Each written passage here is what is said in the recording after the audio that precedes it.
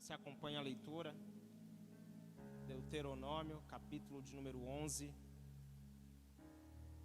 o verso de número 26.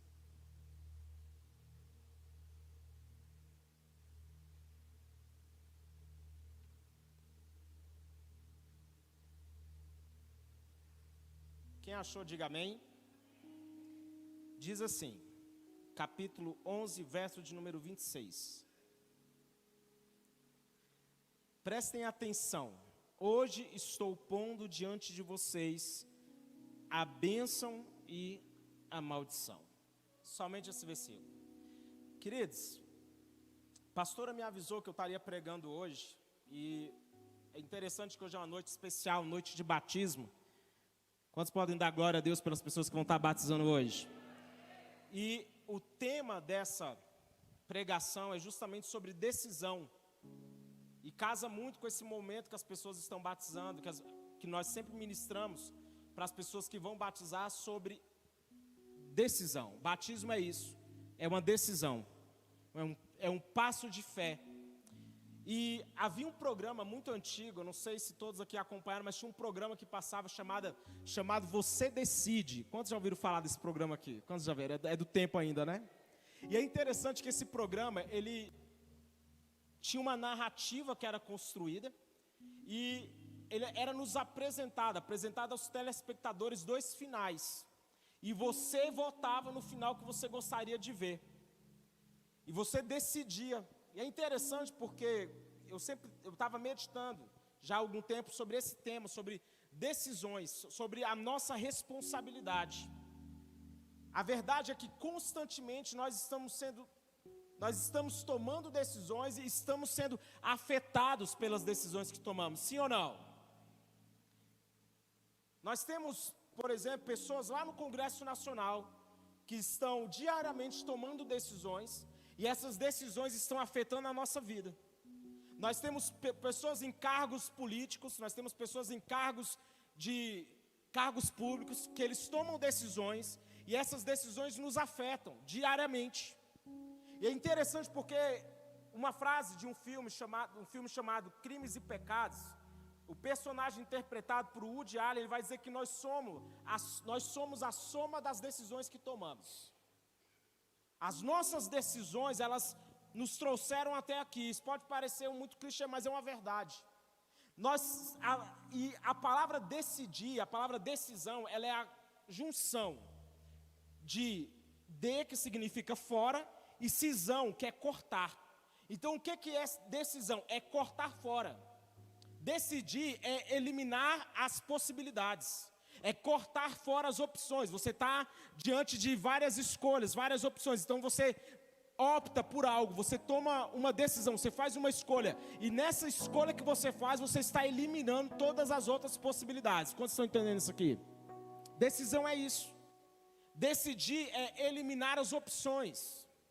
Quando nós viemos para Cristo, nós decidimos eliminar as outras opções, aquilo que o mundo nos oferece, os manjares que o mundo tem para nós, nós escolhemos dizer não para eles e optamos por dizer sim para Deus.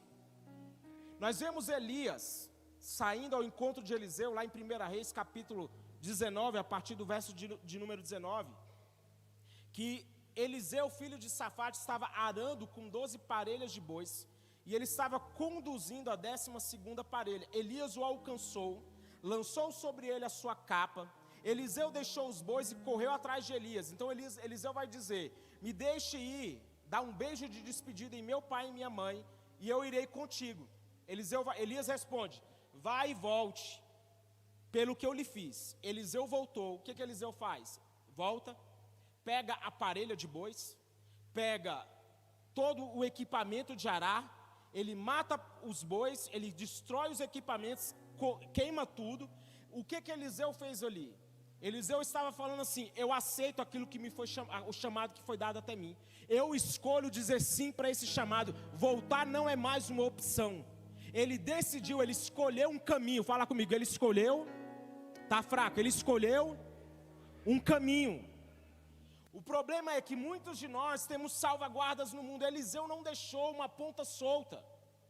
Ele Eliseu não deixou uma opção de caso o meu ministério não dê certo, caso Elias não seja o que eu imagino que seja, mas ele simplesmente destrói tudo aquilo que podia fazer ele voltar atrás, recuar.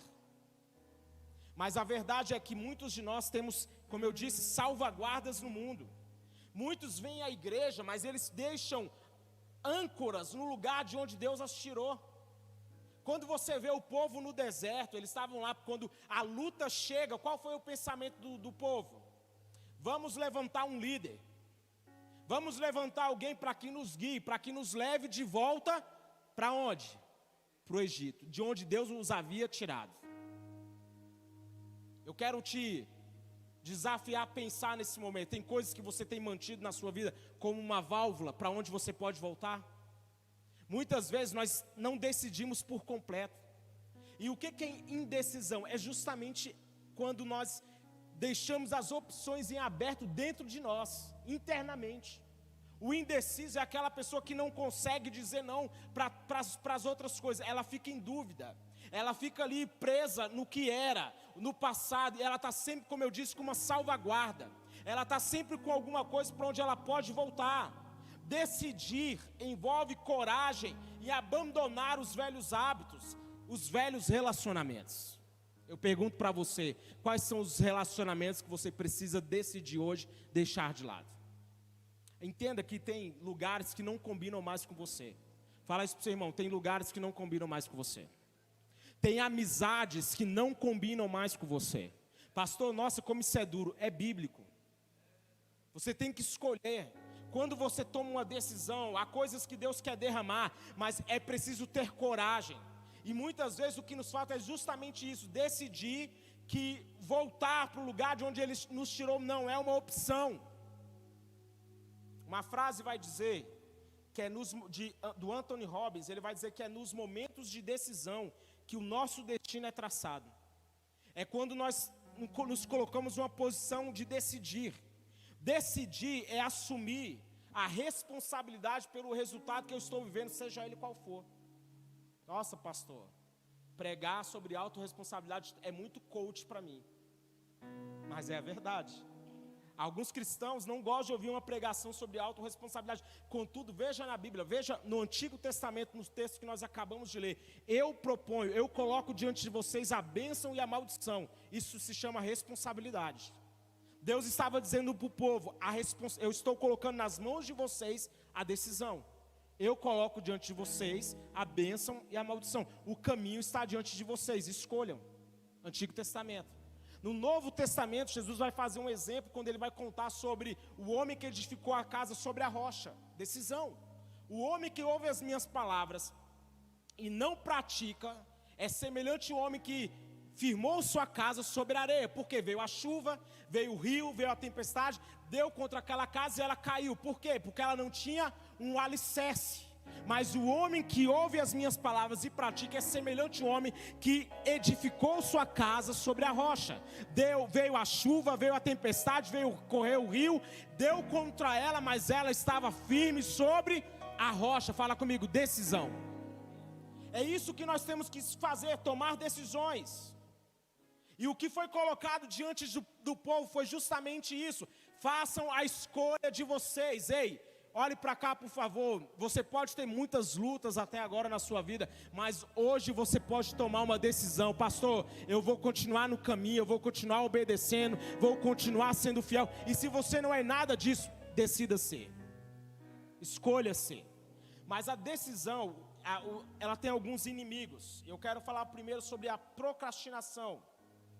É quando estamos sempre adiando decisões. Uma frase vai dizer que o verdadeiro sinal de um amador é que ele tem milhões de planos e todos eles começam amanhã. Podemos tentar, uma outra frase diz, evitar de fazer escolhas através de não fazermos nada, mas isso é uma decisão. Há pessoas que elas estão sempre procrastinando, elas estão sempre empurrando para amanhã. Procrastinar, no sentido etimológico da palavra, é deixar para amanhã. Fala assim comigo, deixar para amanhã. Aí pergunta para o seu irmão, o que você está deixando para amanhã? Tem pessoas que estão deixando, semana que vem eu começo. a dieta, né? Semana que vem eu começo a dieta. Semana que vem eu começo a ir na academia. Ano que vem eu tenho um projeto. A partir do ano que vem, né, janeiro, quando chegar janeiro, eu vou começar a ir para a academia. Eu estou esperando, no ano que vem eu vou fazer aquele vestibular. Ano que vem eu vou casar. Ano que vem eu vou começar a guardar dinheiro. É assim, nós estamos sempre procrastinando. Nós estamos sempre com a nossa mente no amanhã. Amanhã eu vou começar a fazer determinada coisa.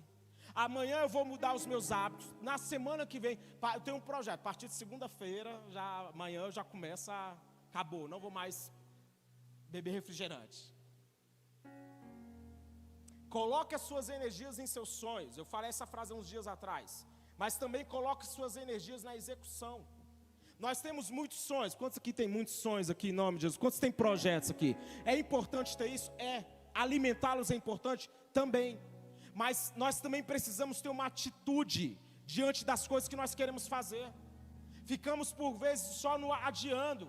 Hoje é dia de vencer a procrastinação. Se for para mudar, mude hoje. Se for para começar, comece hoje. Se for para começar a realizar, comece agora. Não fique esperando um melhor momento. A Bíblia fala que quem fica observando o vento nunca vai semear. Ei, o momento de agir é agora. O momento de colocar a mão na massa para fazer é hoje. Não existe tempo melhor para nós fazermos aquilo que fomos chamados para fazer do que o agora. Esse é o melhor momento. Uma autora de um livro que eu li há uns anos atrás dizia assim que a caminhada de 20 minutos que eu faço é melhor do que a corrida de 4 quilômetros que eu não faço. O livro imperfeito que é publicado é melhor do que o perfeito que nunca sai do computador. O jantar com comida chinesa entregue em casa é melhor do que aquele jantar romântico que nunca acontece. O que ele quer dizer é, comece, faça hoje, não fique esperando, eu estou me preparando, pastor. Tem gente que nunca sai dessa preparação. Você vai conversar com algumas pessoas, você vai tentar animar elas, você vai incentivar elas, e elas estão sempre assim, esperando o melhor momento. Eu estava conversando com uma pessoa, e foi onde nasceu esse meu desejo por esse tema, sobre decisão. Quando eu estava conversando com uma pessoa, e ela me contando de uma situação particular, sobre uma dificuldade, e eu falei para ela, mas a pessoa tem que tomar uma decisão. Porque ela está o tempo todo, eu estou esperando em Deus. Eu estou esperando em Deus. Entenda, por favor, olhe para cá. Tem coisas, promessas de Deus que são condicionadas ao tempo. É bíblico isso. Tem coisas que Deus vai fazer no tempo dele, da maneira dele e quando ele quiser fazer. Mas tem coisas que na nossa vida dependem unicamente da nossa ação, da nossa atitude. E isso não é uma pregação sobre você fazer independente de Deus, mas é você fazer confiando que Deus está junto com você. Que quando você, igual quando o povo estava lá diante do Mar Vermelho, Deus não incentivou Moisés a continuar lá com o povo e orar. Não, Deus falou, por que você está clamando? Diga ao povo que marche. Porque existe a hora de você marchar, existe a hora de você agir, existe a hora de você se levantar. Entenda que a oração, ela tem duas, junção do quê? De você orar, mas a ação, de você agir. Quantos estão entendendo aqui em nome de Jesus? Um outro inimigo da decisão é a incredulidade. E ser incrédulo é andar para trás. Uma frase que eu ouvi há muitos anos diz assim, que a incredulidade, ela não precisa de muito para cumprir suas expectativas. É muito fácil ser incrédulo. Você não precisa de muito. Basta que nada na sua vida aconteça. Pronto, cumpriu a expectativa dela. A incredulidade, o pecado da incredulidade é a base para todos os outros pecados. A incredulidade é a mãe da murmuração. Que se você vê um murmurador, você vai ver alguém incrédulo. Uma pessoa que está murmurando a respeito de Deus, a respeito das coisas, é uma pessoa que não tem fé, não tem confiança. Quando oramos apenas no nível dos nossos problemas, nós estamos por vezes apenas expressando a nossa incredulidade. A oração, ela tem que ter uma marca na minha vida, é reivindicar aquilo que está na palavra de Deus sobre mim. E eu aprendi isso nesse ministério, orar o que está na palavra. E eu desafio você a aprender isso hoje. Pastor, como é que eu tenho que orar? Conta os meus problemas para Deus? Conta, óbvio, né? Pastor, Deus, eu estou passando por isso. eu estou passando por isso, eu estou tendo essa dificuldade, mas então eu começo na palavra de Deus dizer que se eu estou passando por enfrentando uma enfermidade, eu vou orar profetizando que Ele é a cura, eu vou orar como está escrito na palavra, que Ele é o Deus que cura, que a Bíblia fala que a oração de um justo pode muito seus efeitos. Eu estou passando por um problema na minha casa, eu vou orar que o Senhor, como está escrito na palavra, crê no Senhor seu Deus e será salvo tu e a tua casa. Então você aprende o quê? A reivindicar de acordo com o que está na palavra de Deus. Mas às vezes a nossa oração, ela é apenas nós estamos apenas vomitando a nossa incredulidade. Eu oro, mas eu não acredito que Deus possa fazer. Eu busco, de certa forma, eu até me apresento a Deus, mas eu já me apresento cheio de dúvida, não confiando. Todos nós passamos por lutas. Todos nós temos desafio. Quando a incredulidade, ela é impaciente, mas a fé, ela ignora a pressa. A fé me faz compreender uma coisa: no tempo de Deus vai acontecer. No tempo dele, Ele vai agir. No tempo dele, Ele vai fazer o milagre acontecer. Entenda, Abraão ficou lá com uma promessa. Quando ele agiu por impulso, por incredulidade, a consequência dentro da casa dele foi terrível. Mas quando ele foi sacrificar Isaac, aquele homem foi com uma fé, com uma convicção no coração dele que, ainda que Isaac tivesse morrido ali, por causa do sacrifício, Deus era poderoso o suficiente para ressuscitar dos mortos. Isso é fé. Eu sei que a dificuldade, eu sei que vai vir uma batalha, mas a incredulidade não vai me vencer. Fala isso para o seu irmão, não deixa a incredulidade te vencer. Muitos se tornam incrédulos porque esperam que as coisas aconteçam no seu tempo, mas a Bíblia diz lá em Provérbios: confie no Senhor de todo o seu coração e não se apoie em seu próprio entendimento. Reconheça o Senhor. Fala comigo assim: reconhecer o Senhor. Reconheça o Senhor em todos os seus caminhos, e Ele vai fazer o quê? Ele vai endireitar as suas veredas. Os planos de Deus são maiores que o nosso. Qual é o desafio para a minha fé? Seguir o plano de Deus. Esse é o desafio. Eu vou continuar seguindo o plano de Deus. Por quê? Porque eu sei que quando eu confio nele, Ele vai endireitar as minhas veredas, Ele vai cuidar do meu caminho, Ele vai fazer com que eu chegue lá no meu destino, naquilo que Ele planejou para mim. Mas é no caminho que nós passamos por dificuldades, é no caminho que está o ladrão, é no caminho que nós queremos desistir. Mas quando nós confiamos no Senhor, Ele vai endireitando os caminhos, as lutas vão fazendo sentido, você vai vencendo inimigo por inimigo, batalha por batalha, e você vai chegar no lugar que Deus planejou para você. Para o incrédulo, decisões são sempre um obstáculo e não uma oportunidade.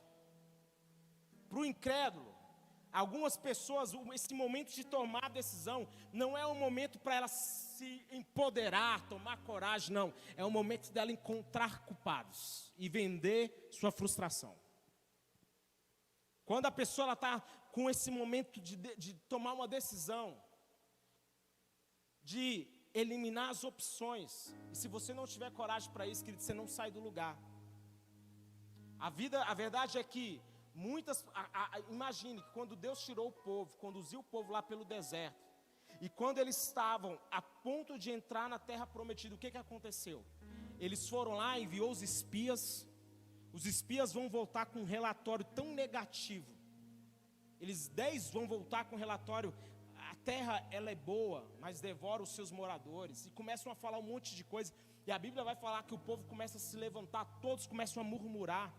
Mas se levanta Caleb, e olha que texto fantástico, porque nele havia um outro espírito. Ei, que haja em cada um de nós um outro espírito. A maré do mundo é de pessimismo, a maré aqui no Brasil é de que as coisas nunca vão melhorar. Que haja em nós um outro espírito, que nós sejamos como o Caleb, que acredita que se Deus nos entregar, nós o devoraremos como pão. Se Deus estiver conosco, não tem tamanho de inimigo que possa nos resistir. Ei, eu profetizo isso sobre você: não tem inimigo que possa resistir a você. Confie no Senhor, confie no propósito, confie naquilo que Ele te chamou para fazer.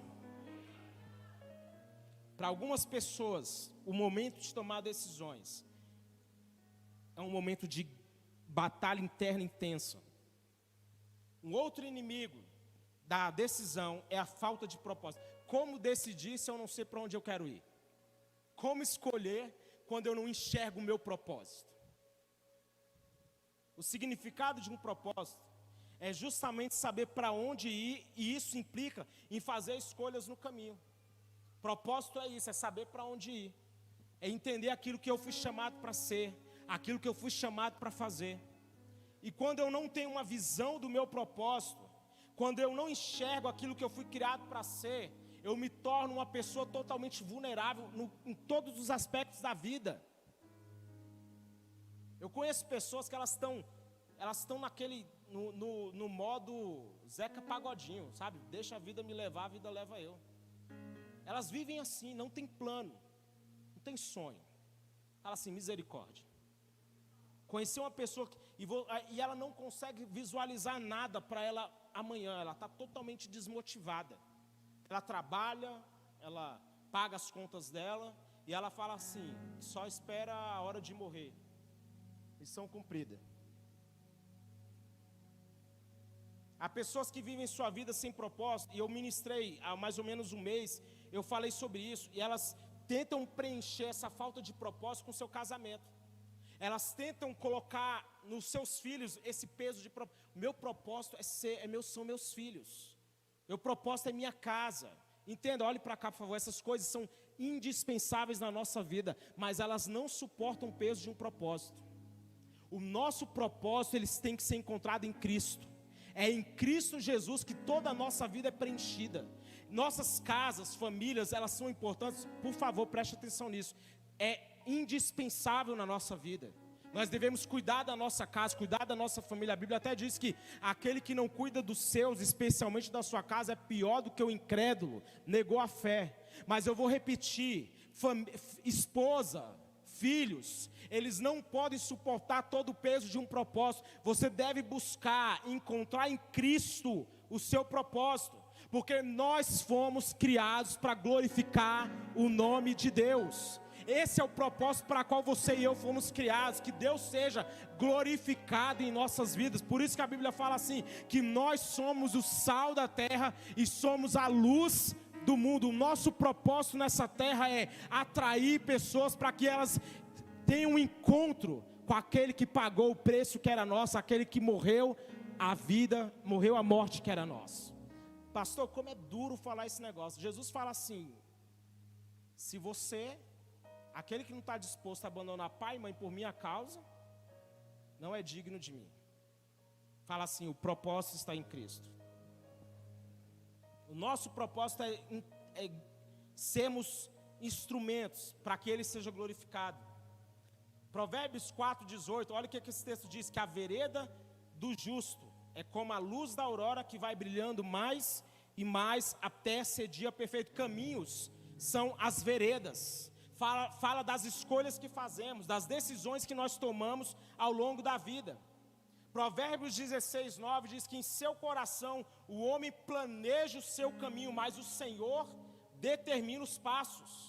O Senhor, Salmo 1, verso 6 diz que o Senhor aprova o caminho do justo, mas o caminho dos ímpios leva à destruição todos os dias. Entenda, nós estamos fazendo escolhas todos os dias.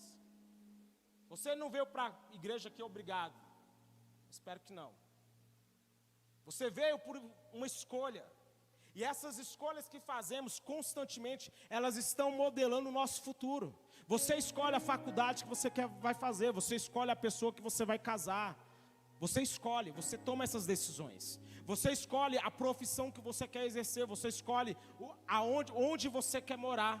Você escolhe as pessoas que você vai ter perto. Você escolhe quem serão seus amigos. Você escolhe quem serão seus referenciais. Nós constantemente estamos fazendo escolha. E a natureza das nossas sementes estão definindo a qualidade da nossa colheita. Quando você faz uma escolha, quando você toma uma decisão, você está semeando aquilo que você vai viver no futuro. Essa é a importância das escolhas. Por isso, escolha bem. Escolha, tome decisões não emocionais, mas direcionadas pela palavra de Deus. O texto que nós lemos foi o quê? Hoje Deus coloca diante de nós o caminho da bênção e da maldição. É uma escolha. Qual vai ser o caminho que você vai trilhar? Entregue as suas escolhas ao Senhor, que seja feito, Senhor, a tua vontade e não a minha. Olha o que vai dizer o Salmo 37, entregue o seu caminho ao Senhor, confie nele e ele agirá. Olha o que ele vai fazer, quando você entrega o seu caminho a ele, ele vai agir. A Bíblia está dizendo que ele vai deixar claro, como a alvorada, que você é justo, e como o sol do meio-dia que você é inocente. Quando você escolhe confiar no Senhor o seu caminho, significa o quê, pastor? Que a minha vida está nas mãos do Senhor. Eu vou colocar a minha vida na mão dele, eu vou confiar na palavra dele, eu vou seguir a direção que ele tem para mim. Eu não vou agir por impulso, eu não vou agir baseado nas minhas emoções. E querido, quantos de nós não agimos baseado unicamente nas nossas emoções? Pastor, o meu coração está me dizendo para eu fazer isso. Irmão, seu coração é enganoso. Está na Bíblia. A Bíblia fala assim, olha, guarda o teu coração. Guarda o teu coração. O teu coração, ele não tem que te guiar. O seu coração tem que ser protegido.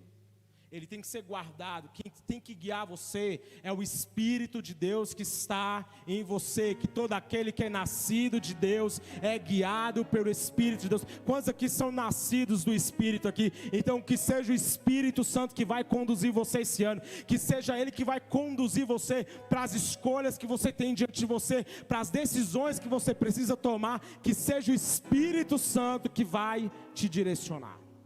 Agora, como decidir? Nós falamos dos inimigos, agora como fazer as escolhas certas? Quando decidimos, quando nós eliminamos as opções, porque decidir é isso, lembra? Cortar fora, é eliminar as opções, é escolher uma única coisa.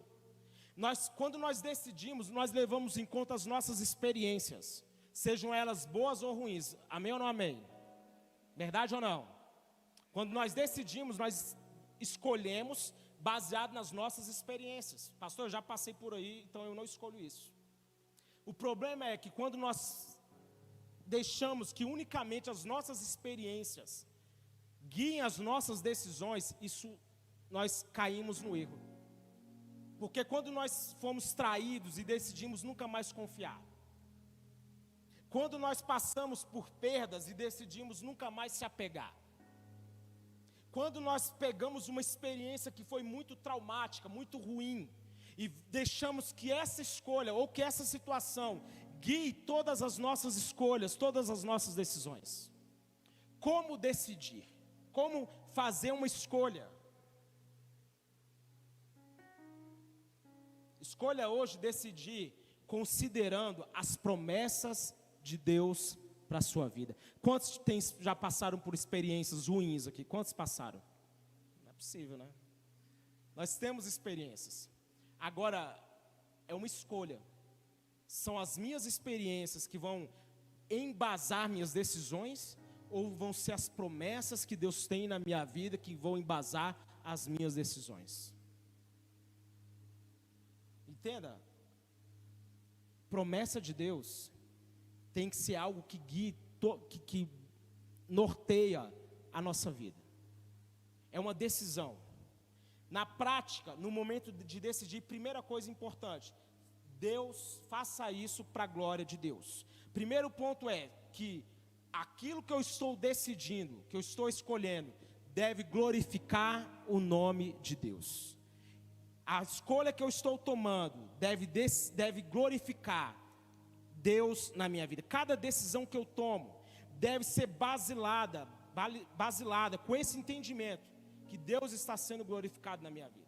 Lá em 1 Coríntios diz assim, que quer vocês comam, bebam ou façam qualquer coisa, façam tudo para a glória de Deus. As decisões que eu tomo devem primeiramente ter como base essa verdade: Deus está sendo glorificado.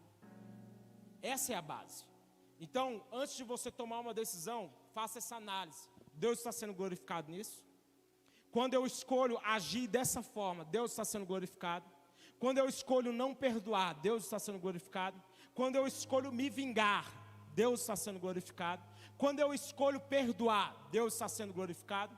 Quando eu escolho não me apegar às coisas ruins, Deus está sendo glorificado. Essa deve ser a base. Deus tem que ser glorificado em nossa vida. E Deus não vai ser glorificado na sua ferida, Deus não vai ser glorificado na sua falta de perdão, mas sim, Ele vai ser glorificado quando você for curado, quando você for liberto. Deus vai ser glorificado quando você deixar para trás aquilo que te marcou de maneira ruim. Deus vai ser glorificado quando você escolhe continuar obedecendo a palavra dEle, mesmo quando tudo ao seu redor está difícil, e você decide continuar no caminho. É assim que Ele é glorificado. Deus é glorificado quando nós vivemos aquilo que Ele nos chamou para viver e expressar o seu amor. Segunda coisa importante na hora de decidir: peça sabedoria a Deus. Sabedoria. E Jesus ensinou que a sabedoria, ela é comprovada pelos frutos que a acompanham. É interessante isso. Que a sabedoria, ela tem uma marca, ela tem um fruto. Não é qualquer coisa. Porque sabedoria não é aquilo que eu posto nas redes sociais. Sabedoria não é a forma como eu me expresso, não é a minha oratória. Sabedoria não é definido por isso, mas é por aquilo, são as marcas que eu deixo por onde eu passo. Os frutos falam por si. São os frutos que determinam aquilo que eu estou vivendo. E Bill Johnson diz que sabedoria é um fruto relacional, ou seja, é o meu relacionamento com Deus que define o meu nível de sabedoria. É o meu relacionamento com Deus. Não é nada além disso. Em Tiago, o texto muito que nós conhecemos muito, diz assim: que se alguém tem falta de sabedoria, peça a Deus, que a todos dá livremente de boa vontade. Peça, porém, com fé, sem duvidar, porque quem duvida é semelhante à onda do mar agitado de um lado para o outro. Não julgue tal homem que de Deus receberá alguma coisa. Sabedoria, ela deve ser a base da nossa forma de nos relacionar com as pessoas. Salomão, e é fantástico isso, ele foi ensinado desde criança a buscar sabedoria. Nós ficamos tão maravilhados com a sabedoria que Salomão expressa na Bíblia, ou com o pedido que ele faz: Senhor, me dê sabedoria para conduzir o teu povo, para liderar esta nação.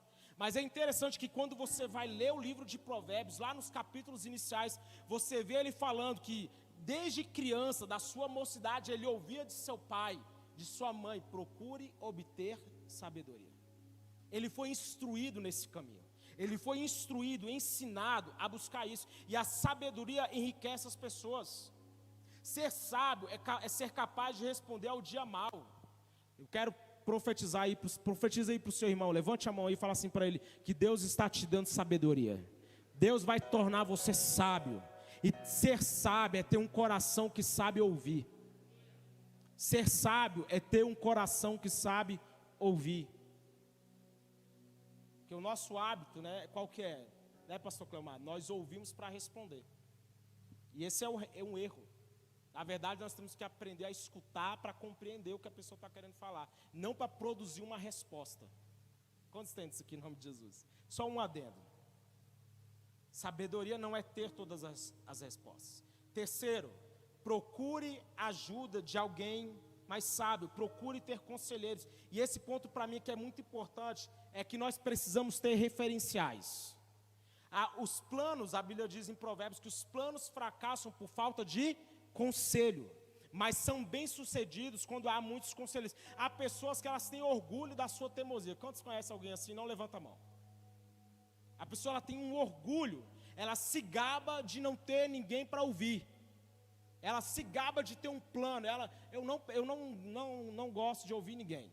Não adianta falar que eu não vou mudar. Ela se gaba nessa ali, de que não vai mudar. Eu não vou. Não, está na Bíblia que fala assim, não, está na Bíblia, não, mas eu não vou mudar não. Não vou mudar. A Bíblia é bacana, eu gosto e tal, mas essa aqui passa. Essa eu passo. Tem gente que é assim. Ela se orgulha da sua teimosia. E olha o que diz em Provérbios 19:20. Ouça conselho e aceite instruções, e acabará sendo sábio. E há pessoas que escolhem mal os seus conselheiros. Olha que texto fantástico. Sem diretrizes a nação cai. E o que salva é ter muitos conselheiros. Olha que pesado. Sem diretrizes, uma nação cai. Uma nação sem conselheiros, sem pessoas para orientar, ela cai. Agora a gente vê na Bíblia um exemplo de quem? Do próprio filho de Salomão. Tinha o pai lá, um referencial de sabedoria. Ele, quando chega na hora de reinar, o povo se junta lá, Jeroboão e mais alguns, e fala assim: alivia a carga. O jugo que seu pai nos impôs é muito pesado, alivia, e nós vamos te servir. Aí ele fala: tá bom, deixa eu pensar, eu vou analisar o que vocês estão falando. Aí ele vai lá e escuta os conselheiros do pai. O pai fala: olha, os conselheiros do pai falam: alivia a carga, alivia que esse povo vai te chamar. Aí ele fala assim: tá bom, agora eu vou falar com os meus brothers. Aí ele vai lá nos amigos dele, na galera que jogava Free Fire com ele. Esse é o jogo? Fortnite. O pessoal do tempo do Roblox lá, que jogava com ele quando ele era criança. Enfim. Salva-latinha, né? Galera do Pique-Esconde. O pessoal de hoje não sabe nem o que é isso. A turma do Bet, né? Aí os amigos falam assim: não, é hora de você mostrar que você é mais forte que seu pai. Então você vai dizer para ele que o seu dedo mindinho é mais largo que o lombo do seu pai. Então você vai mostrar que você tem mais força. E ele então decide seguir o conselho dos amigos. Cuidado. Adolescentes, cuidado. Segue o conselho dos amigos. Por conta disso, a Bíblia vai falar que vai ter uma revolta. As nações, 10 tribos, decidem seguir Jeroboão. E acaba-se então a dinastia que estava sendo estabelecida. Agora haverá então o reino de Israel, com as 10 tribos que seguiram Jeroboão. E vai ter o reino de Judá, com a tribo de Judá e Benjamim. Por que isso aconteceu? Porque um homem não soube escolher quem escutar, quem ouvir. Mas eu quero dizer que Deus vai colocar pessoas na sua vida que vão ser um instrumento para te abençoar. Em nome de Jesus, vou repetir: Deus vai colocar pessoas na sua vida que serão instrumentos de Deus para te abençoar. Porque existe uma frase conhecida, que quando Deus quer te abençoar, Ele coloca pessoas em sua vida. Mas quando o diabo quer te atormentar, Ele também coloca pessoas na sua vida. Pessoas. A pergunta é: quem são as pessoas que nos influenciam? Quarto e último: confie que Deus vai cuidar de você. O quanto nós confiamos em Deus? Provérbios 19, verso 21 diz: muitos são os planos no coração do homem, mas o que prevalece é o propósito do Senhor. Vou profetizar isso também sobre a sua vida. Que vai prevalecer na sua vida é o propósito do Senhor. Não são as feridas, não são as suas decepções, não são os erros que você fez ao longo do caminho. O que vai prevalecer, o que vai permanecer são os propósitos que Deus tem para a sua vida. Na caminhada, com toda certeza, nós faremos escolhas erradas. Olha para Davi. Davi, eu acho fantástico isso, continuou sendo o homem que a Bíblia fala assim, que serviu a sua geração e cumpriu o seu propósito. Davi, esse homem. Davi é o homem que a Bíblia define como o homem segundo o coração de Deus. Davi. Mas esse é o mesmo homem que adulterou com Batseba. É o mesmo homem que matou o marido dela para encobrir o seu pecado. É o mesmo homem. Por que isso que eu estou citando isso? Porque Davi fez escolhas erradas no caminho. Mas o que definiu Davi não foram esses erros, mas foi porque ele tinha um coração quebrantado diante do Senhor. Porque erros nós cometemos, é da nossa humanidade. Quem aqui nunca errou, pelo amor de Deus? Tem gente que vai ter a coragem de levantar a mão. Quem já errou? Quem já errou? Quem já errou? Quem já errou com alguém? Quem já pecou contra Deus? Todos nós. Mas Deus, Ele não se relaciona conosco com base no nosso passado. Deus não está checando o seu passado, Fábio, para determinar o que Ele tem para você hoje. Deus não se relaciona conosco e olha só para o nosso estado atual. Ah, olha como ele está caído agora. Não, Deus olha para nós e Ele enxerga: eu criei ele para um propósito. E eu vou repetir: o propósito de Deus é o que vai prevalecer na sua vida. A Bíblia diz assim que os propósitos de Deus estão de pé. Farei toda a minha vontade. que vai se cumprir na sua vida vão ser os propósitos de Deus. Não vão ser as mentiras do diabo, não vão ser as marcas que você viveu ao longo da sua vida, mas vai ser aquilo que está na palavra de Deus. Confiar em Deus não é um termo evangeliquez, mas é um desafio para a nossa fé. Esse é o desafio. Confiar é colocar a palavra de Deus acima das minhas experiências. Eu citei isso aqui na última vez que eu ministrei sobre dízimos e ofertas. Quando Jesus vai a Pedro e fala, lança a rede. Pedro descreve para Jesus, Jesus, eu tive uma experiência ruim. Trabalhei a noite inteira e não peguei nada. Essa foi a experiência que ele teve. Esse foi o que ele tinha acabado de viver. Talvez o que você tenha acabado de viver, assim, pastor, eu acabei de perder um familiar. Pastor, eu acabei de descobrir que eu estou com uma doença X. Acabei de descobrir que fulano me traiu. Acabei de descobrir que algo negativo na minha vida aconteceu. Eu acabei de receber uma notícia ruim. E aquela experiência que Pedro viveu poderia ter determinado o fim da história dele ali. Pera aí, Jesus, eu trabalhei a noite inteira, não pesquei nada, não vem com conversa que eu não quero saber disso. Não deu certo, acabou. Amanhã eu tento de novo. Mas Pedro, ele pega a experiência ruim que ele teve e coloca de lado. E o que ele faz? Ele decide, fala comigo, decide. Está muito fraco, fala assim, decide. Pedro decide agir na palavra que havia sido dada a ele. Vai ao largo, lança a tua rede, porque você vai ter uma pesca fantástica. É assim que Deus faz. Pode ter tido uma noite ruim, você pode ter tido até agora uma vida de dificuldades, mas eu quero profetizar que tem uma pesca maravilhosa te esperando agora diante de você. Decida hoje agir, não baseado naquilo que aconteceu de ruim na sua vida, mas decida agir na palavra de Deus sobre você. Eu quero concluir. Tome uma decisão hoje. Quando Jesus estava no Getsêmani, ele decidiu seguir o plano de Deus. O que ele fez? Ele eliminou as outras opções. No Getsêmani, ele decidiu. Quando ele estava lá no Getsêmani, o que ele vai fazer? Pai, se possível, passe de mim esse cálice, mas não seja feito a minha vontade. Todavia não seja feita a minha vontade, mas a tua vontade. E olha que momento interessante, em Mateus 26, no verso de número 51, diz assim, que um dos que estavam com Jesus, estendeu a mão, puxou a espada, feriu o servo do sumo sacerdote, decepando-lhe a orelha. O que Jesus vai falar? Guarde a espada. Olha a instrução de Jesus, preste atenção. Todos os que empunham a espada pela espada vão morrer. Você acha que eu não posso pedir ao meu Pai, e Ele não colocaria imediatamente à minha disposição mais de 12 legiões de anjos? Jesus estava dizendo o seguinte, eu tenho à disposição aqui um exército de anjos se eu precisasse. Mas Jesus, ele decidiu, o único caminho que Jesus aceitou para ele, depois daquela sua oração, foi a cruz. Depois que ele orou, depois que ele buscou a Deus, e ele falou, se possível for, passe de mim esse cálice, mas não seja feita a minha vontade, mas a tua. Depois que ele ora, e o servo, e alguns livros vai dizer que foi Pedro, decepa a orelha do soldado. Jesus fala assim, eu teria à minha disposição se eu quisesse 12 milícias de anjo, 12 legiões.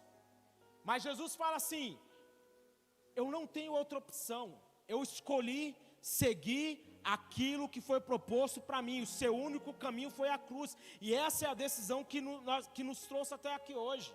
Foi Jesus ter dito sim para aquilo que lhe foi proposto, que permitiu que você e eu estejamos aqui livres para adorar a Ele. Ele decidiu naquele Getsêmani dizer sim para o plano que havia sido traçado, e Ele foi morrer uma morte de cruz para nos resgatar do poder do império das trevas. Querido, decida hoje começar a viver aquilo que Deus tem para a sua vida. Decida hoje largar os vícios, os pecados de estimação.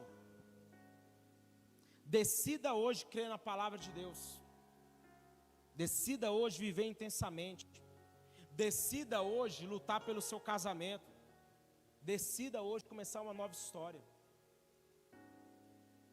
Nós estamos agora na parte final do ano, do semestre final do ano.